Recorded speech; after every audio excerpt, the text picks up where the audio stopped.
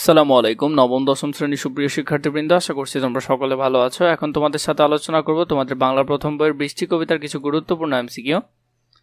এই এমসিকিউগুলো থেকে হুবহু ইনশাআল্লাহ কমন থাকবে, তোমরা ভালো করে একটু দেখে নাও। নিবিড় নীরদ গগনে গরবে গরজে গগনে চঞ্চলা চাপলা চমকে। উদ্দীপকটি বৃষ্টি কবিতার কোন দিকটির সাথে সাদৃশ্যপূর্ণ? এখানে এটি হবে বর্ষার আগমনের প্রকৃতির স্বরূপের সাথে সাদৃশ্যপূর্ণ। উদ্দীপকটি কোন দৃষ্টিতে বৃষ্টি কবিতার সাথে বৈসাদৃশ্যপূর্ণ? এটি হবে বৃষ্টিহীন দিনের প্রকৃতির অবস্থা প্রকাশ করেছে বলে। রুগন বৃদ্ধ ভিখারির রগ ওঠা হাতের মতন এই চিত্রকল্পে কি ফুটে উঠেছে? বৃষ্টিহীন মাঠের রূপ এখানে ফুটে উঠেছে। ইসলামী আদর্শ ও ঐতিহ্য বিশেষভাবে অনুপ্রাণিত করে কোন কবিকে? ফররুখ আহমেদকে বিশেষভাবে অনুপ্রাণিত করে। মুহূর্তের কবিতা গ্রন্থটির রচয়িতাকে? এটির রচয়িতা ছিল ফররুখ আহমদ। তৃষ্ণাপ্ত মন পাড়ি দিতে চায় বহুপথ প্রান্তর বন্ধুর প্রাণের জোয়ার। এটি হবে না, উত্তর হবে 1 এবং 2। দিক দিগন্তের পথে বিদ্যুতের কি দেখা যায়? বিদ্যুতের অপরূপ আভা দেখা যায়। কখন বদল ছোঁয়া লেগে মাঠে মাঠে ঢাকে মাটি সবুজ মেঘে মেঘে মেঘে মেঘে দ্বিরুক্তিটি বৃষ্টি কবিতার কোন দিকটি তুলে ধরেছে? বৃষ্টি কবিতার বৃষ্টির সময় বিদ্যুতের সাওয়ারি রূপ এখানে ফুটে উঠেছে। আষাঢ় কোথা হতে আজ পেলি ছাড়া মাঠের শেষে শ্যামল বেশ ক্ষণেক দ্বারা। পঙ্গক্তি দুটি বৃষ্টি কবিতায় যে ভাবের সঙ্গে সঙ্গতিপূর্ণ? 1 নাম্বার, প্রতিক্ষিপ্ত বৃষ্টির আগমনে প্রকৃতিতে উচ্ছ্বাস প্রকাশ পায়। এরপর হলো বৃষ্টির দিনে মাঠে শ্যামল রূপ সৃষ্ট হয়। এটা হবে না। বৃষ্টি নিজ স্পর্শে প্রাণময় করে তুলতে পারে। উত্তর হবে 1 এবং 3। আজি শ্যামল মেঘের মাঝে বাজে কার কামনা।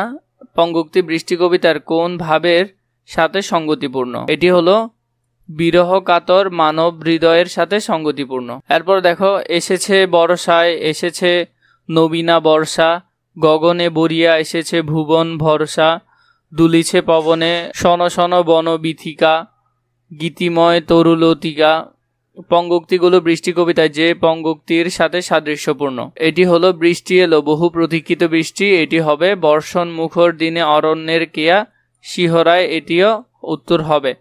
রুক্ষ মাঠে আসমান শোনে সেই বর্ষণের সুর। এটি হবে না, উত্তর হবে 1 এবং 2। এরূপ সাদৃশ্যের কারণ বর্ষার আগমনের আনন্দ। এটি হবে বর্ষায় প্রাণময় হয় প্রকৃতি। এটি হবে বর্ষা প্রকৃতির উষ্ণতা হ্রাস করে। এটি হবে না, উত্তর হবে ক নম্বরটা। লোকজ ধারণা অনুযায়ী বিদ্যুৎ চমকানোকে কিসের সঙ্গে তুলনা করা হয়েছে? এখানে এটিকে সুন্দরী পরীর সঙ্গে তুলনা করা হয়েছে। আমরা দেখেছি রূপসী পরীর সাথে তুলনা করেছিল। শাওয়ার অর্থ কি? শাওয়ার অর্থ আরোহী। শাওয়ার অর্থ কি? আরোহী। বৃষ্টি কবিতায় প্রতিফলিত হয়েছে বর্ষার আগমনের প্রকৃতিতে প্রাণের সঞ্চার। এটি হবে বিচিত্র অনুষঙ্গনের মাঝে বর্ষার সৌন্দর্য।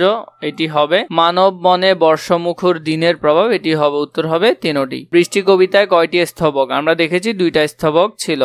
বর্ষণ মুখর দিন কি শিহরায়? অরণ্যের কেয়ারা শিহরায়। নদীর ছল ছল জলে ঝরে জড় ঝড় প্রবণ ধারা। পঙ্গক্তি বৃষ্টি কবিতায় কোন দিকটির সাথে মিল প্রদর্শন করে? এটি বৃষ্টির জলে নদীতে প্রাণের জোয়ার আসার সাথে মিল প্রদর্শন করে।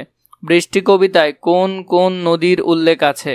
আমরা এখানে পদ্মা এবং মেঘনা নদীর কথা উল্লেখ দেখেছি। বৃষ্টির দিনে মনে পড়ে পুরনো স্মৃতি সুখময় অতীত। এটিও হবে ভালো লাগার আলপন্ন। এটি হবে না, উত্তর হবে ক নম্বরটা। মাঠ ঢেকে গেল কাজল ছায়ায় এই পঙ্গক্তিতে কি প্রকাশ পেয়েছে? এই পঙ্গক্তিতে মাঠের সৌন্দর্য প্রকাশ পেয়েছে। মাঠ কাজল ছায়ায় ঢেকে গিয়েছে বলা হয়েছে কেন? এখানে আকাশে মেঘ জমেছে বলে। প্রাণ স্পন্দনে লক্ষ্য তরুর করে জীবন প্রবাহ সঞ্চারিত মর্মরে বক্ষে জাগায়ে আগামী দিনের আশা। উদ্দীপকটিতে বৃষ্টি কবিতায় বর্ণিত যে দিকটি ফুটে উঠেছে বৃষ্টির আগমনের প্রকৃতি প্রাণোচ্ছলতা। এটি হবে মানব মনের স্মৃতিকাতরতা। এটি হবে না। তৃষ্ণার্ত মনের জীবনের সঞ্চার। এটি হবে, উত্তর হবে খ নম্বরটা 1, 3। উদ্দীপকে যে জিনিসটির বক্ষে আশা জাগায় তার সঙ্গে বৃষ্টি কবিতার কোনটির সাদৃশ্য পাওয়া যায়? বর্ষমুখর দিনের সাদৃশ্য পাওয়া যায়। এর আগে তোমাদেরকে বলে রাখছি, তোমাদের যদি এসএসসি দাগানো বই প্রয়োজন হয়, যেখান থেকে ইনশাল্লাহ 100% কমন থাকবে, তোমরা বইটি নিতে চাইলে এই নাম্বারে অথবা নিচে থাকা ডিসক্রিপশন বক্সে আমাদের ফেসবুক পেজে মেসেজ দিলে হবে। খুবই অল্প দামে তোমরা বইগুলো নিতে পারবে। বৃষ্টির দিনে আকাশ হঠাৎ কাজল কালো মেঘে ঢেকে যায়। বৃষ্টি কবিতার প্রেক্ষিতে একে কি উপমা দেওয়া যেতে পারে? এটিকে বিদগ্ধ আকাশের উপমা দেওয়া যেতে পারে।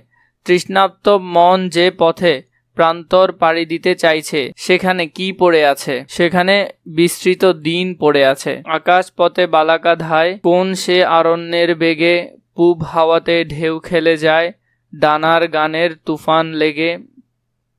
পঙ্গোক্তি দুটিতে বৃষ্টি কবিতা বর্ষমুখর দিনের যে দিকটি প্রকাশ পেয়েছে? হাওয়ার রূপ এখানে প্রকাশ পেয়েছে, আকাশের রূপ প্রকাশ পেয়েছে, মেঘের রূপ এখানে প্রকাশ পায়নি। উত্তর হবে ক নম্বরটা।